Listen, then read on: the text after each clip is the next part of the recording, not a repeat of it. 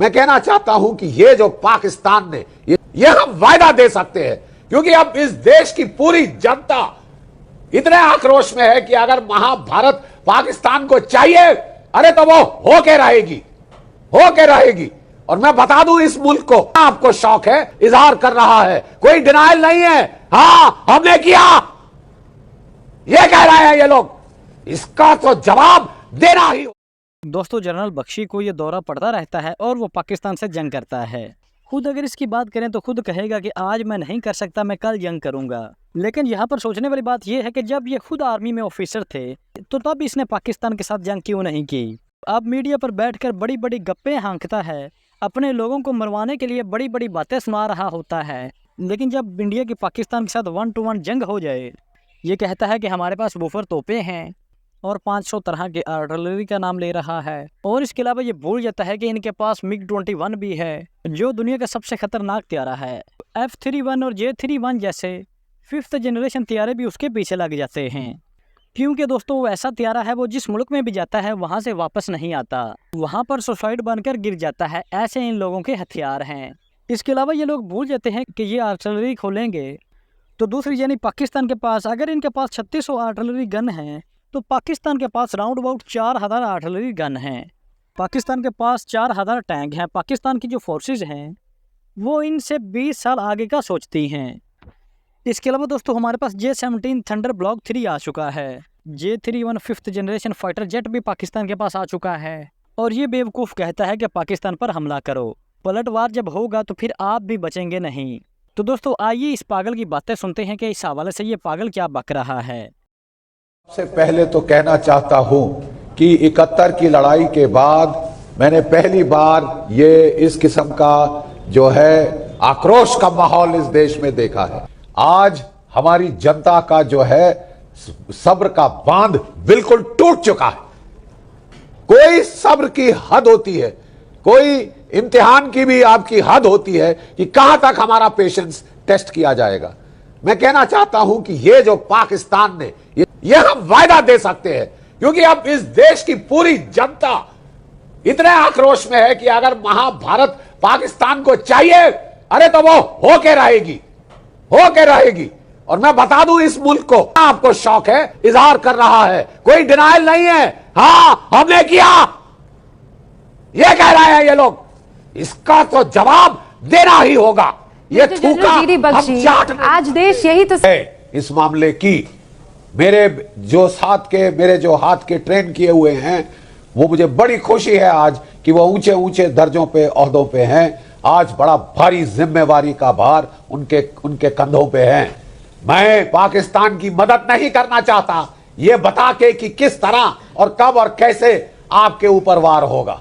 ये पाकिस्तान को स्ट्यू करना पड़ेगा अपने जूस में थोड़ी देर। आपने हिमाकत की वो है, लेकिन मैं आपको एक सैनिक विशेषज्ञ की हैसियत से, जिसने काफी लड़ाई देखी है, ना सिर्फ मैं कारगिल में लड़ा हूं, मैं किश्तवाड़ में लड़ा हूं जहां मुझे सेना मेडल दिया गया था, मैं रजौरी पुंछ में लड़ा हूं, जो लड़ाई का मैदान था इस देश में वहां लड़ चुका हूं। मैं पंजाब में भी आतंकवाद के साथ जूझ चुका हूं, तो मैं कुछ तजुर्बे से कह रहा हूं।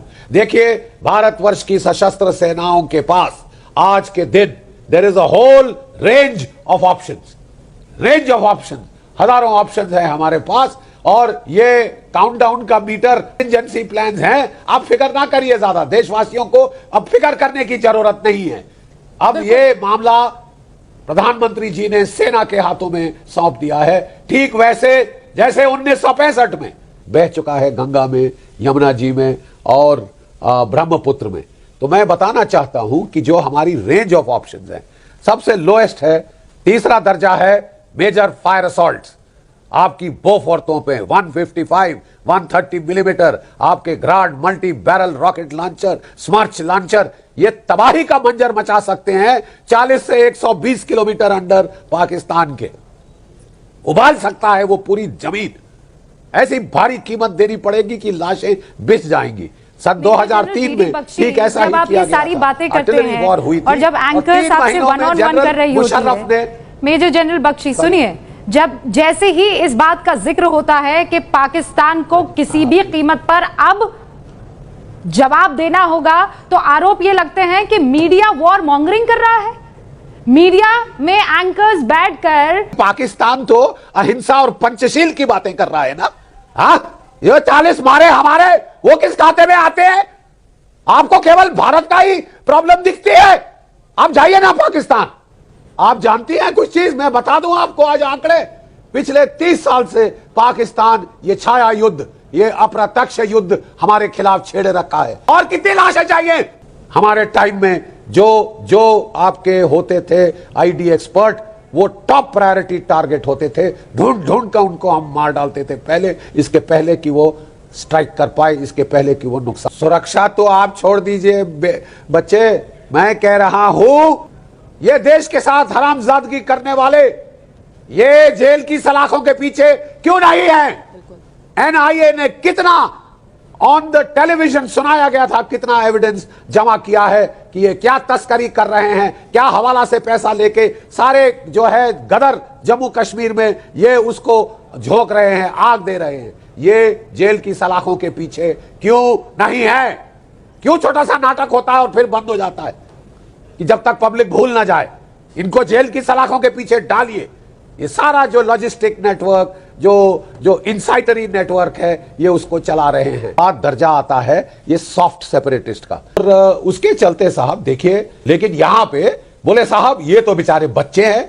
20,000 आतंक, ये जो पत्थरबाज थे जो डाले गए जेल में, उनको छोड़ दिया गया। 2 दिन के बाद वो फिर फौज पे पत्थर डाल रहे थे। एक जेसीओ घायल किया, अफसर घायल किया, मार डालने वाले थे बेचारों को, जान के लिए फायर करने पड़ा।